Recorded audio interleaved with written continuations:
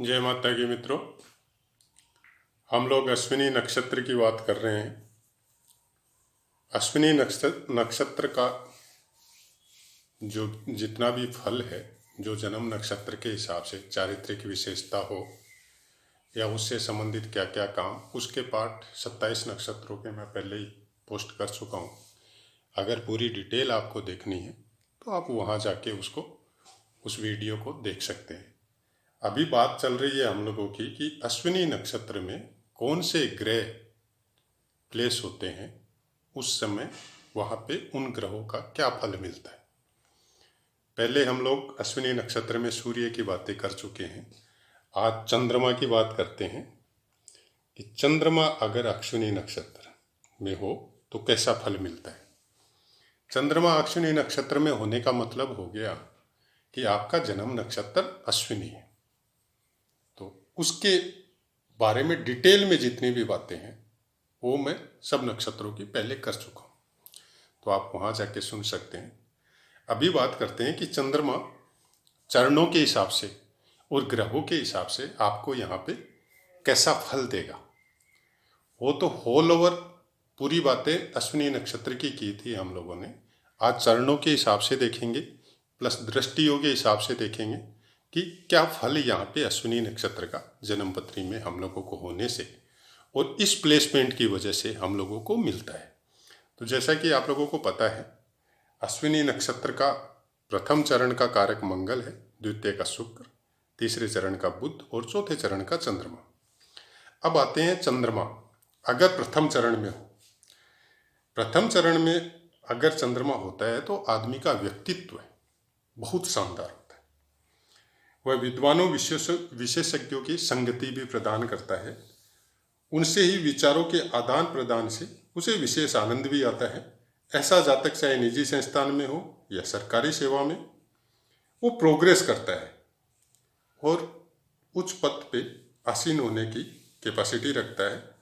तथापि उसकी कार्यशैली से अधीनस्थ कर्मचारी जो उनके अंदर में जो काम करते हैं, उनके नीचे जितने भी कर्मचारी काम करते हैं, वो उनसे थोड़ा असंतुष्ट रहेंगे। तो ये एक स्वाभाविक बात है। जो भी आदमी प्रोग्रेस करता है उसके नीचे रहने वाले कुछ संतुष्ट रहेंगे, कुछ असंतुष्ट रहेंगे। तो ये इतनी कोई वो बात नहीं है। लेकिन प्रथम चरण में जिसका भी चंद्रमा होगा वो आदमी महत्वाकांक्षी होगा और अपने दिमाग और बुद्धि और बल के बलबूते पर, अपनी कार्य क्षमता के बलबूते पे वो आदमी प्रोग्रेस करेगा।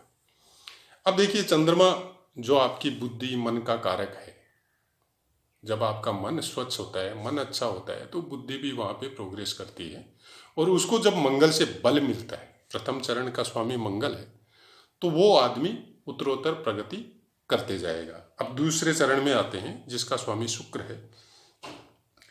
द्वितीय चरण में अगर चंद्रमा हो तो जातक को कुछ विलासिता की ओर ले जाएगा। तो जाहिर है शुक्र है दूसरे चरण का मालिक, खान पान का विशेष शौकीन भी होगा। ऐसा जातक व्यवहार में थोड़ा चतुर होता है। चतुर का मतलब हो गया कि अपना काम निकालने के लिए यह आदमी बहुत ही ज़्यादा कैसे भी करके सामने वाले को कैसे भी कन्विंस करेगा, अपना काम निकाल के वो सही हो जाएगा। अब तीसरे चरण में जिसका मालिक बुध है, यहाँ पे अगर चंद्रमा हो तो जातक बुद्धिमान, उत्साही और सक्रिय होता है। विज्ञान के अतिरिक्त, मतलब साइंस या अपना जो स्टडी है उसके अतिरिक्त धार्मिक ग्रंथों का भी अध्ययन करता है या उनमें रुचि रखता है। ऐसे जातक अपने मित्रों को, जब मित्रों को जरूरत हो ऐसे जातक की, तो उस समय ऐसे जातक उनके काम भी आते हैं। चतुर्थ चरण में अगर चंद्रमा हो तो चंद्रमा का ही है, तो जाहिर है वो अच्छा फल देगा यहाँ पे। तो जातक अपने प्रयत्नों से उच्च शिक्षा के अलावा विज्ञान की विभिन्न शाखाओं में भी एडमिशन लेता है और उन परीक्षाओं को पास भी करता है। अब यहाँ पे कुछ विशेष बताया गया है कि 12 अंश से 13-20 तक, मतलब 1 अंश 20। यहाँ पे चतुर्थ चरण जब आपका चालू होगा तो 10 अंश से 13-20 तक चतुर्थ चरण रहता है, कोई भी नक्षत्र का, कोई नक्षत्र हो जाए। यहाँ पे चंद्रमा आपका 12 अंश से 13-20 तक अगर होगा तो जब तक चिकित्सा विज्ञान और चिकित्सा के क्षेत्र में, आयुर्वेद के क्षेत्र में लोगों को मतलब स्वस्थ करने की जितनी भी शिक्षा हम लोगों के देश में है, उसमें किसी भी क्षेत्र में ऐसा जातक, बाकी ग्रहों का योग देखा जाता है तो ऐसा जातक इस अंश पे अगर चंद्रमा चतुर्थ चरण में हो तो बहुत बड़ा कीर्तिमान या उसका बहुत फेमस नाम होता है, और प्रशासनिक सेवा में भी अगर वो हो तो सफल होता है। ये चंद्रमा के चारों चरणों का ये फल अश्विनी नक्षत्र में होता है।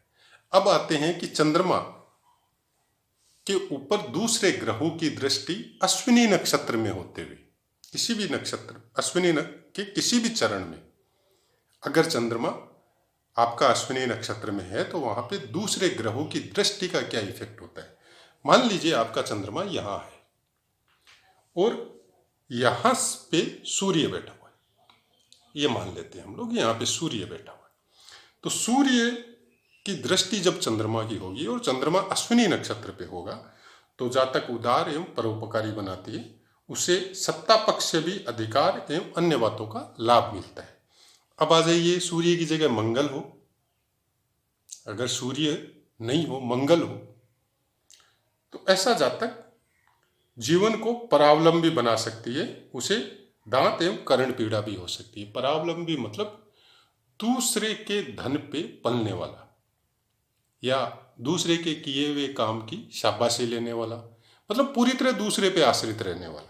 और कुछ कान वगैरह या दांत वगैरह की पीड़ा भी ऐसा जातक को हो सकता है। बुध की दृष्टि हो, यहाँ से बुध की दृष्टि हो पूर्ण चंद्रमा पे तो जातक का जीवन सुखी, धन धान्य और यश से परिपूर्ण होगा। गुरु की दृष्टि हो तो जातक अत्यंत विद्वान ही नहीं श्रेष्ठ गुरु भी सिद्ध होता है, समाज में उसकी काफी ऊंची प्रतिष्ठा होती है तथा उसके अधीनस्थ बहुत से आदमी काम करते हैं। उसके बाद में शुक्र की दृष्टि हो तो जातक धनी एवं अनेक स्त्रियों की संगति भी करता है। शनि की दृष्टि जातक के स्वास्थ्य पर पूरा प्रभाव डालती है, वह अनुदार भी होता है और साथ ही अच्छी संतान के सुख से वंचित भी होता है।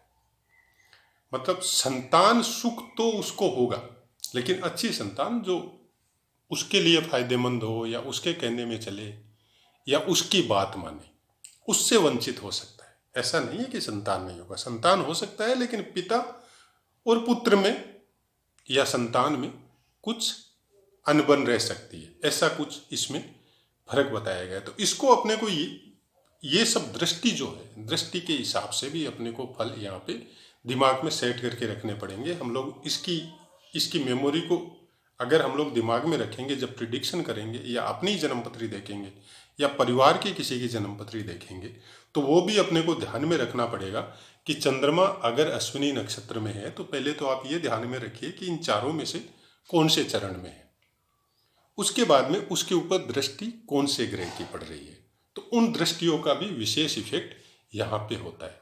तो चंद्रमा का आपने देख लिया। अब चंद्रमा के साथ हालांकि मेरा कोशिश यही है कि कम समय में जितनी ज़्यादा जानकारी आपको प्रोवाइड करवा सकूं, मेरा वही ध्येय है।